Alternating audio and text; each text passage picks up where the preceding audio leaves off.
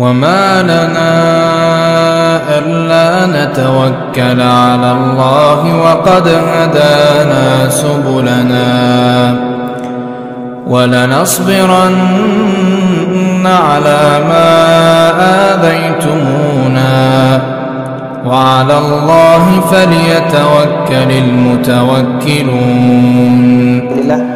Jamaah sekalian yang dirahmati oleh Allah Subhanahu wa taala,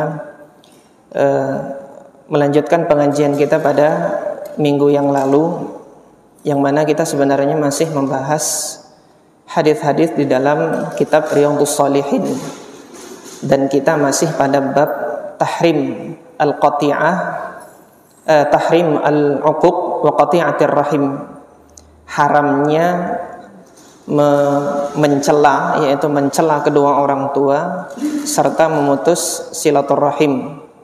Dan hadis yang kita bahas kemarin adalah sabda Nabi SAW, minal kabair, satu di antara dosa-dosa besar, yaitu sabbur rajuli walidaih, ketika seorang anak itu menghina kedua orang tuanya. Maka ditanyakan oleh salah seorang sahabat, ya Rasulullah, ayasubbu ar-rajul walidaih, apa ya ada seorang anak itu tega mencaci maki kedua orang tuanya? Kemarin kita sudah bahas, mungkin di masa itu sesuatu yang aneh, tapi kita lihat zaman ini zaman yang rusak di beberapa sisi, bahkan kalau kita katakan di segala sisi ada kerusakan. Kayaknya biasa aja gitu ketika seorang anak mencaci maki kedua orang tuanya.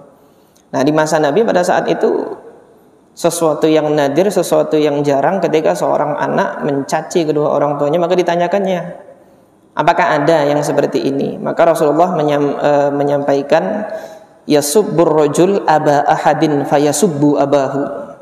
Ketika seseorang itu menghina ayah orang lain, maka orang yang ayahnya dihina ini akan berbalik menghina. Demikian pula yasubbur rajul umma ahadin fayasubbu ummahu. Seseorang dia menghina ibu seseorang, maka orang yang memiliki ibu itu juga akan balik menghina ibunya sendiri. Nah, di antara faedah yang kita ambil kemarin dari hadis ini yang disampaikan oleh Al-Imam An-Nawawi rahimahullah, bahwasanya di dalam hadis ini ada dasar kaidah sadduz zari'ah. Yang mana kemarin sudah kita sampaikan, sadduz zari'ah itu adalah memutus wasilah yang mengantarkan kepada keharaman. Yang mana wasilah itu sendiri hukum asalnya adalah boleh. Hukum asalnya boleh, tetapi dia dilarang karena posisinya wasilah tersebut menghantarkan seseorang kepada keharaman. Dan para ulama di antara para salaf yang menggunakan kaidah ini di dalam penentuan hukum fikihnya, kemarin sudah kita sampaikan, ini adalah pendapat Imam Malik. Sementara Al-Imam Syafi'i dan Al-Imam Abu Hanifah tidak menggunakan kaidah ini. Tapi ini yang nampak ya. Kemudian para ulama masing-masing mazhab itu memberikan apa? Memberikan komentar, memberikan penelitian, kajian yang lebih mendalam terhadap terhadap pendapat-pendapatnya Imam Malik, Imam Syafi'i dan Imam Abu Hanifah. Maka didapati salah seorang ulama Malikiyah namanya Al-Imam Al-Qarafi, beliau itu punya kitab mausu'ah, ensiklopedi untuk mazhab Malikiyah namanya Az-Zakhirah. Nah, ini beliau membela Imam Malik. Kalau hanya dikhususkan Imam Malik saja yang berpegang dengan kaidah sadduz zari'ah, enggak, hampir semua ulama itu berpegang dengan kaidah sadduz zari'ah. Hanya saja yang paling nampak, paling sering menggunakan sadduz zari'ah itu adalah Al-Imam Malik. Jadi itu. Kemudian pada pertemuan yang lalu kita juga sudah sampaikan pembagian dari Al-Imam Ibnu Rif'ah, salah seorang ulama mazhab Syafi'iyah yang hidup di abad ke-7 Hijriah. Yang kemarin sudah saya sampaikan bahwasanya beliau pernah bertemu dan bermunazarah dengan Syekhul Islam Ibn Taimiyah rahimahullah. Nah, Al-Imam Ibnu Rif'ah ini yang salah seorang ulama Syafi'iyah mengatakan zari'ah, dzara'i' itu ada tiga jenis. Jenis yang pertama ma yuqta'u bihi liyutawassal ila al-haram fahuwa haram. Yang sudah dipastikan dia bisa mengantarkan kepada keharaman, maka iya, ini jelas haram. Untuk jenis yang pertama ini ittafaqna ma'ahum, kita sepakat dengan mereka. Mereka siapa? Artinya Syafi'iyah dengan Malikiyah sepakat menggunakan ini. Kalau zari'ah atau pengantar kepada keharaman itu sudah bisa dipastikan pengantar tersebut orang itu sudah pasti terhantar kepada keharaman. Seperti yang disabdakan oleh Nabi tadi, udah pasti orang yang dihina ayahnya itu dia sakit hati dan membalas menghina lagi.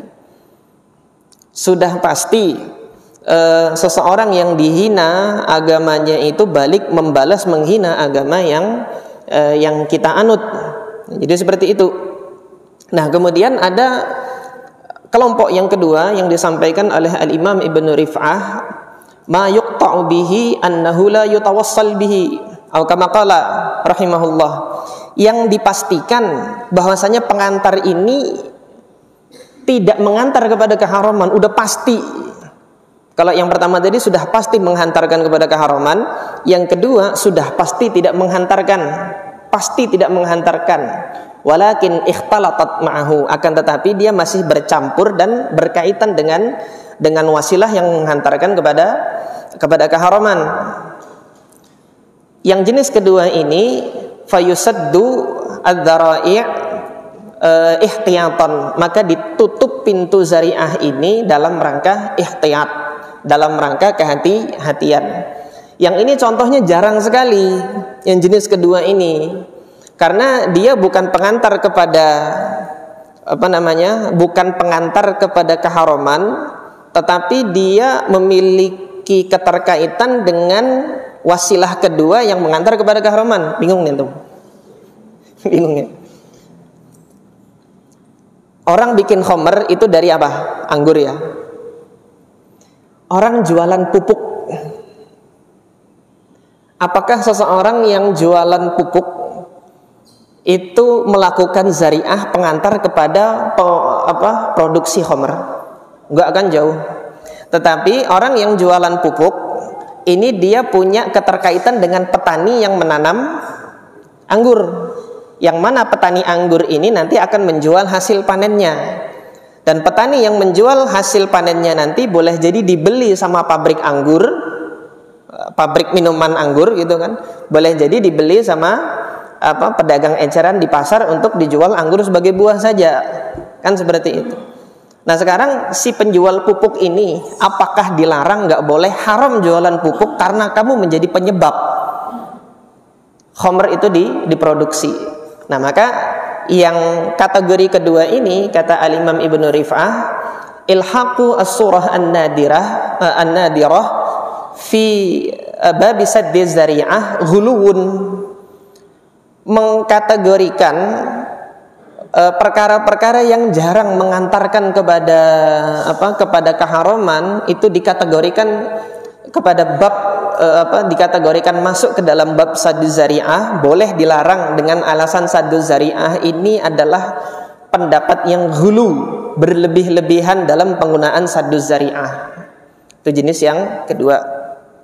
Jenis yang kedua ma yuhmalu wa yahtamilu, kata Al-Imam Ibnu Rif'ah, ada wasilah yang dia itu boleh jadi dan boleh jadi. Boleh jadi mengantarkan dan boleh jadi tidak mengantarkan. Nah, yang ketiga ini yuro'a, maka dilihat seberapa besar kemungkinannya dia menghantarkan kepada keharaman tersebut. Ini review kita, pengulangan kita terhadap pelajaran yang sudah kita ambil kemarin dari hadis larangan mencela kedua orang tua, khususnya terhadap bab saddu zari'ah. Jadi dalam penerapan saddu zari'ah perlu dilihat kemungkinannya dia menghantarkan kepada keharaman itu yang mana. Dan kemudian kemarin sudah saya sampaikan beberapa contoh yang mana pelarangannya itu kategorinya adalah bab sadduz zari'ah, dan dia sejatinya tidak masuk kepada sesuatu yang haram karena diharamkan oleh Al-Quran atau diharamkan oleh sabda Nabi. Gak ada Al-Qurannya yang mengharamkan, gak ada sabda Nabi yang mengharamkan, tetapi dilarang karena sebab apa? Sadduz zari'ah, karena sebab memutus perantara untuk menghantarkan kepada keharaman adalah duduk bermajelis apa? Mengambil ilmu. Kok ketawa? Gak apa-apa, ketawa aja, mumpung belum dilarang. Yaitu duduk apa? Duduk bermajelis mengambil ilmu dari ahli bid'ah. Itu yang kemarin sudah saya janjikan akan kita bahas hari ini.